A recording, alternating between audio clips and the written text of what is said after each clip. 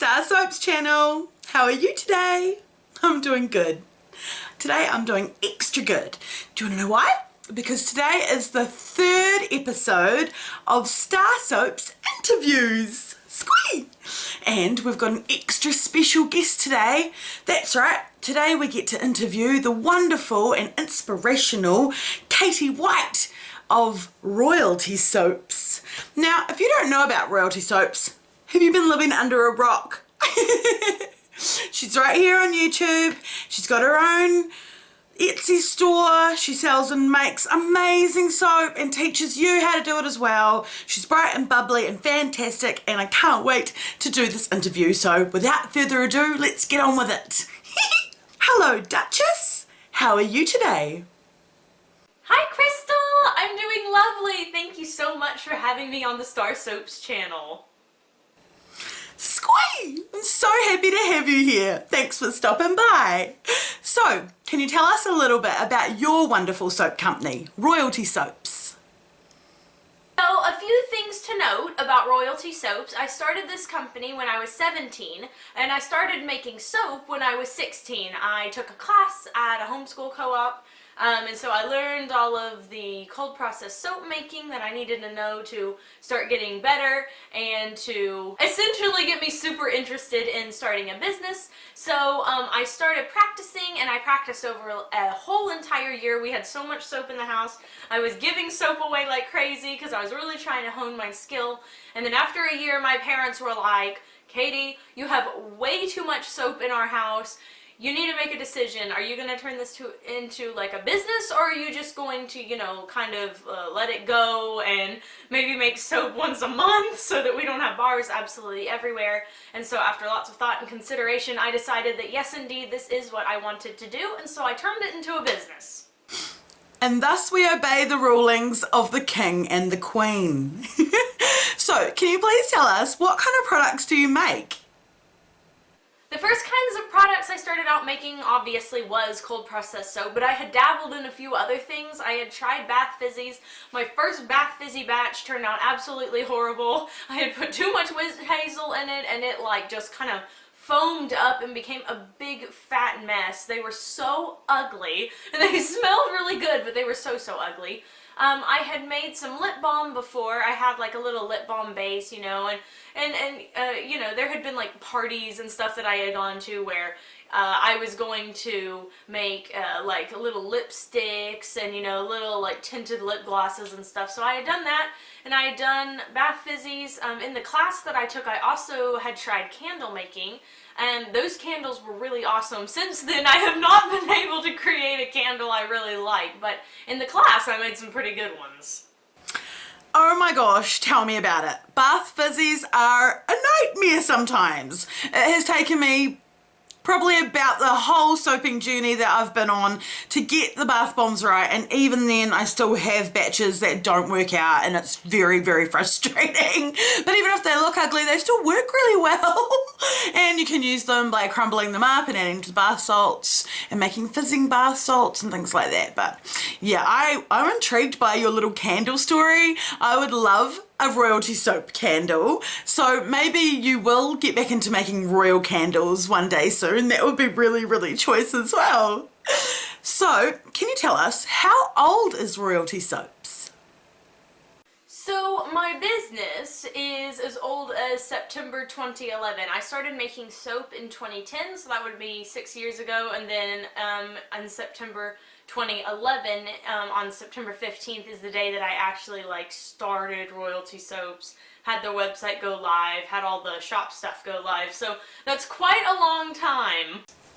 Yes, indeed. It's a big chunk of your life, but it's your passion, and you're building something really amazing. Something that not only is beneficial to yourself and to your family and friends, but also to the world. With your YouTube videos, you are showing people all around the world how to do it and inspiring them to start doing something like this for themselves and building up their own little business, which I know for me personally, it has given me huge sense of self-esteem and self-worth, and I feel really good about myself and proud of my label and my company, and I'm sure you share those same feelings. So what is your absolute favourite top thing to make? My favorite thing to make by far is my piped cold processed soap loaves. Now, I will say as a disclaimer, I absolutely hate doing the dishes for that. I loathe it with a passion, but sometimes I can pay other people, meaning other siblings that are suited up in goggles and protective gear, to do them for me, so that is really, really nice. But I hate doing the dishes, but I love, love, love piping the tops of cold processed soap still, even today. Oh, how wonderful for you to have your little soapy minions, or as I would call your soap roadies.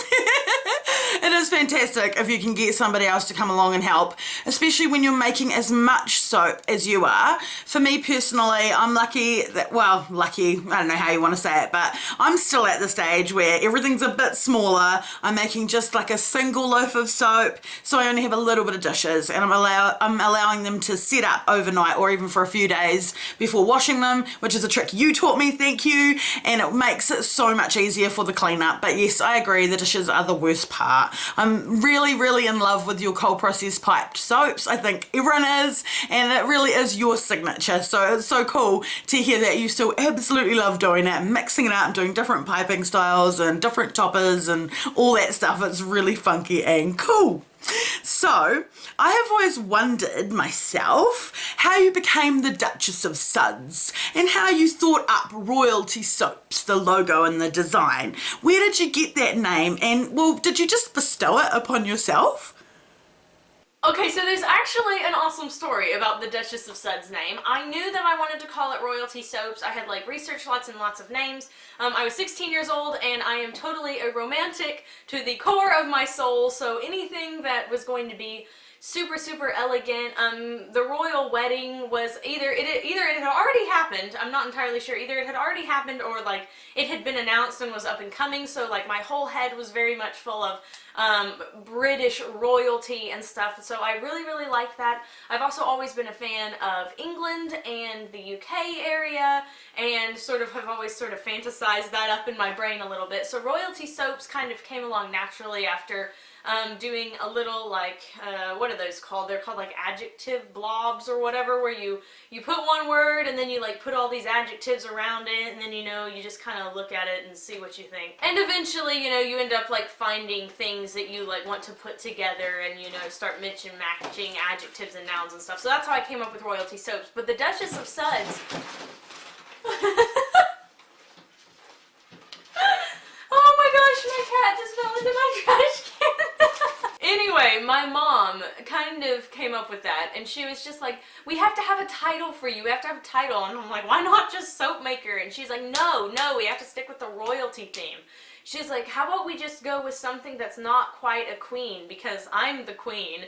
And of course we started laughing, and so I was like, okay, well, what do you want me to be? You want me to be a princess? And she was like, no, everyone does princess, try something else. So I was like, okay, well, I could do a countess. And she's like, no, that sounds like an old woman. Eventually we just ended up settling on Duchess, and I was like, Duchess of Bubbles? And she was like, no, you want like a thick lather, And I'm like, why? Why does that even matter? But eventually she ended up coining the term the Duchess of Suds, and somehow that stuck. I'm not even sure how that stuck. It's just, it did, and now that's what people call me, and I think it's really funny. The logo and everything, of course, I have changed my logo now. Like, that is my original logo right here, and then here is my current logo now. So it's just, I kind of wanted to do something different. My brother actually designed this one. So if I was 16, let's see, was I 16? No, I was 17. When I was 17, and he designed that when he was 14. So, and then the new one I put together in GIMP because I really wanted to kind of move the Royalty Soaps like to the next level, sort of, and I wanted the logo to be more simple, so that's the one that I ended up putting together. Wow, cool. I love that little story. I love how your mum got involved and how you also included things that you love, things that you've always loved and been like inspired by, and I really hope one day you go to England if you haven't been there already, but I'm pretty sure you haven't, and you get to visit and you get to see all these places and inspire you, because I bet you would make some awesome soaps inspired by that trip. So let's see the Duchess go to England. Okay, so now I've got a question for you about what you find sells the best and what products you find actually are the most popular in your range that you make. You know, that's a really tricky question. I think that definitely depends on your demographic and who your target market is. For me personally, I find that my cold process high top soaps still do sell the best out of absolutely everything. And then a close second are the diamond soaps that I make, which are the clear ones, or also known as glycerin soaps. Lots and lots of people like that. I also have like a sampler that I do for the diamond soaps where you can like pick 4 diamond soaps. That has been a really, really raging success. I can totally understand why that would be. Those soaps are glorious. They are royal. There is no other word to describe them. I still have a couple from the ones that you sent me with our swap, and I feel like they make you just feel really special and royal when you use them. So well done. And sorry about the tricky question. So I was wondering, what's your favorite thing to scent your soaps with? So like essential oils or fragrance oils, or just natural additives like honey, things like that? So me personally, I only fragrance my stuff with fragrance oils. I tried essential oils. I didn't really like them that much. Kudos to those of y'all who do, because I find them slightly more difficult to work with. But yeah, I only fragrance my stuff with fragrance oils, but I do like to put in additives sometime. I'm a big fan of organic fair trade poppy seeds. I think those are awesome. I also really like blueberry seeds, apricot seed powder. Sometimes I use milks and stuff. I like to keep my soaps vegan friendly if I can. So no animal byproducts, no animal products at all, which would mean, you know, like milks obviously and yogurt powder and stuff like that can't be put in.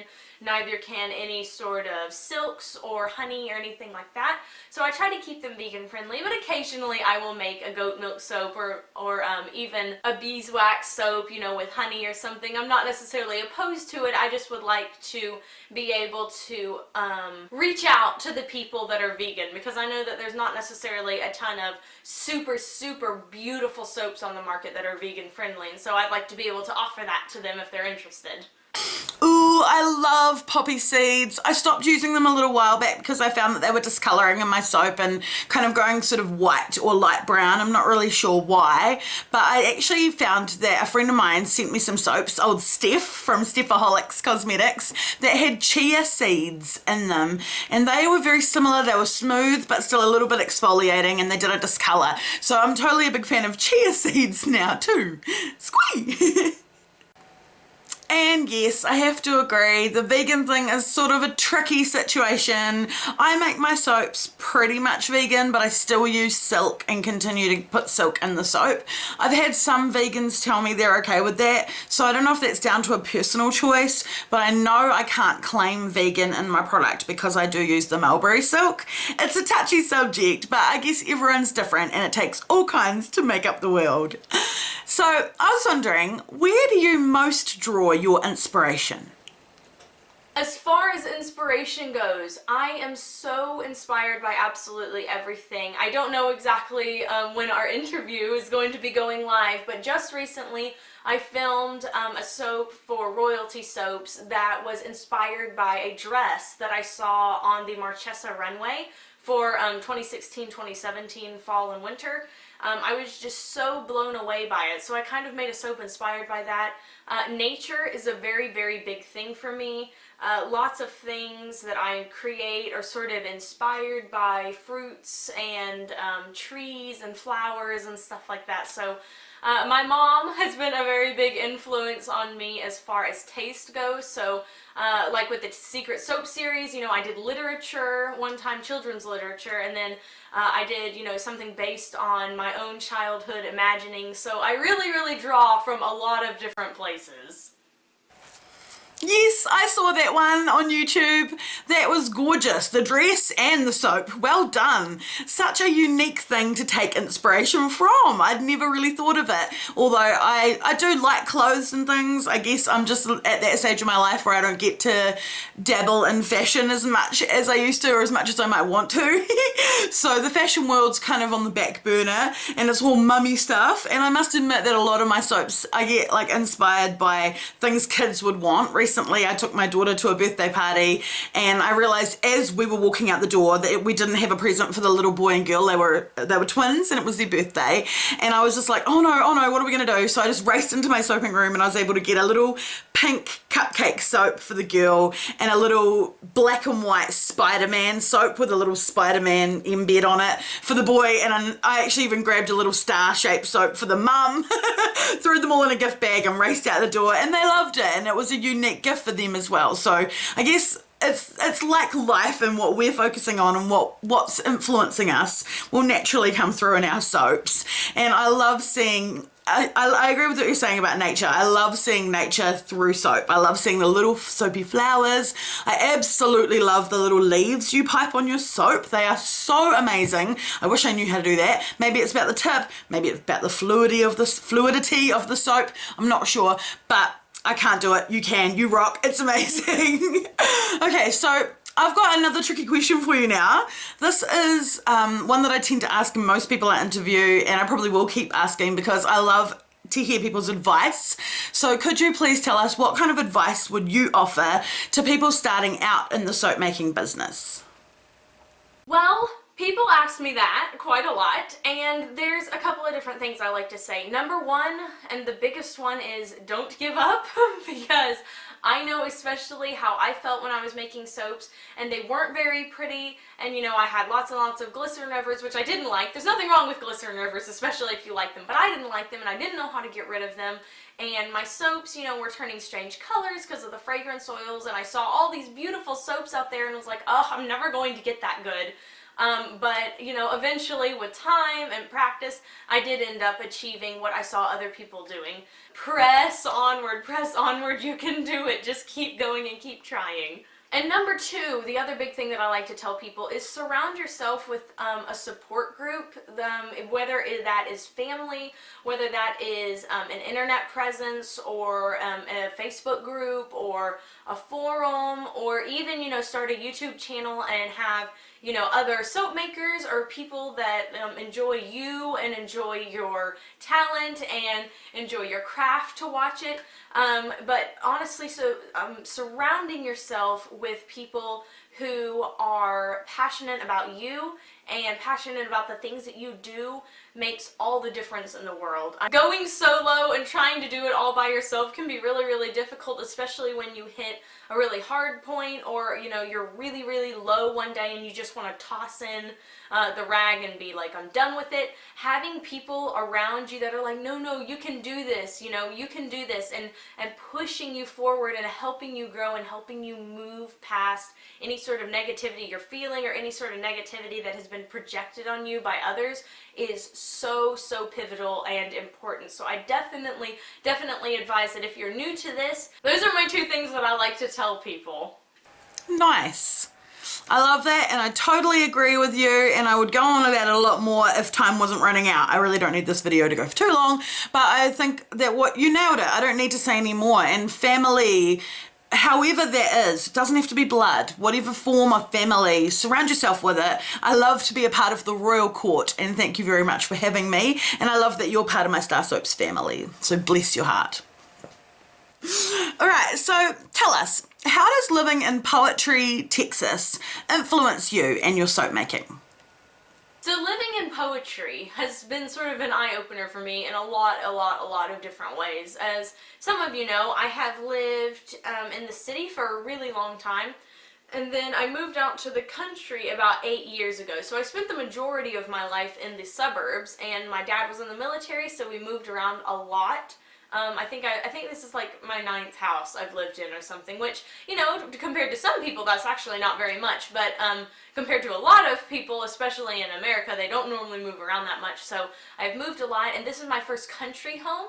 We're on 11 acres, it's really, really big, we're very far away from everything, and being out here, honestly, has given me a lot of time to just, I would say, relax. I'm a relatively anxious person as it is. I'll admit that about myself. I'm relatively anxious, and I get very tense. You know, if there's a lot going on, I kind of start freaking out, and being out in the country has really just sort of helped me find some peace and the serenity with all of the trees and all of, you know, the green and the peace and the flowers. It's been good for my headspace. So, and with soap making, you know, that makes all the difference. It really does. Having a clean, refreshed, relaxed headspace, a lot of my soap designs can be credited to that, because whenever I'm anxious and my soap doesn't look near as good.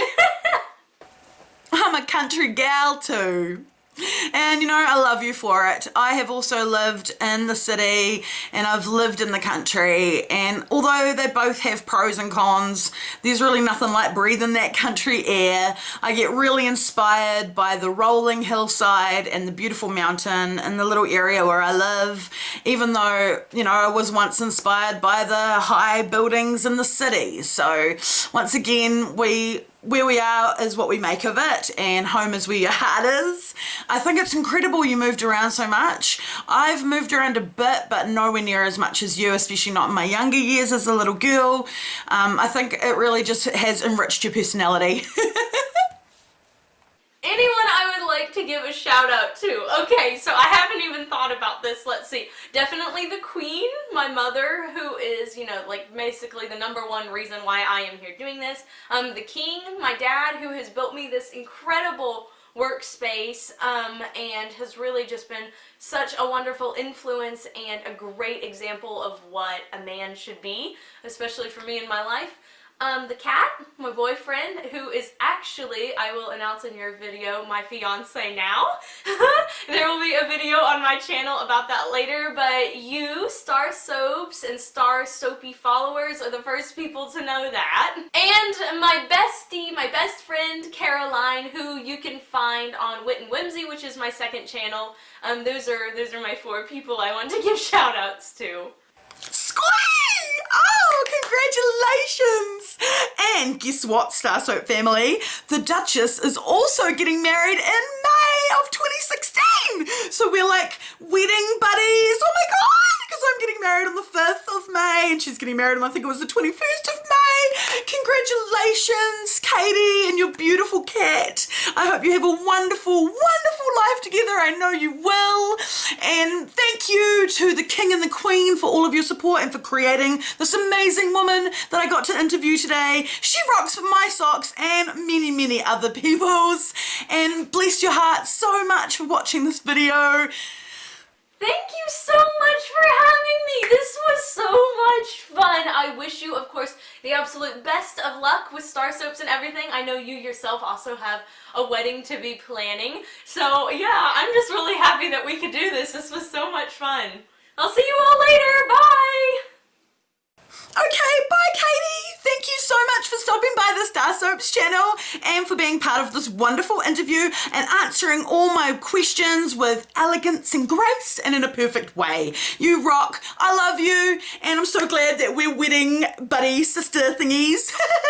And yeah, I must say I absolutely love your buddy Caroline on Wit and Whimsy as well. You guys are a crack up, and when Kat got to come in on the videos too, that was hilarious on the Make Me Laugh video. Great video. So if you haven't checked out Wit and Whimsy, please go and check out her awesome second channel as well as Royalty Soaps. Thank you so much for your time. I know you're a busy, busy lady, and it means so much to me that you took the time to make this video and to do this interview with me. So yeah, thank you to all of you who are watching. If you're not already and you'd like to be, feel free to hit that subscribe button down below, become a member of the StarrSoaps family and feel the soapy love and see more crazy videos like this. If you would like to also be interviewed, then please flick me an email, starrsoaps@gmail.com. And thanks so much for watching. Bye! Remember the soap that can make you merrier. StarrSoaps. Star. You won't find another soap that makes your body feel like Starr soap. If you need love in the driest area, remember the soap that can make you merrier. StarrSoaps. StarrSoaps. StarrSoaps. StarrSoaps. StarrSoaps. StarrSoaps. Made with love and the finest ingredients. They make you feel like a queen of the world. When you wash your body, you feel good, and you know that you're gonna be the best that you can be, because you've got the best and bath and body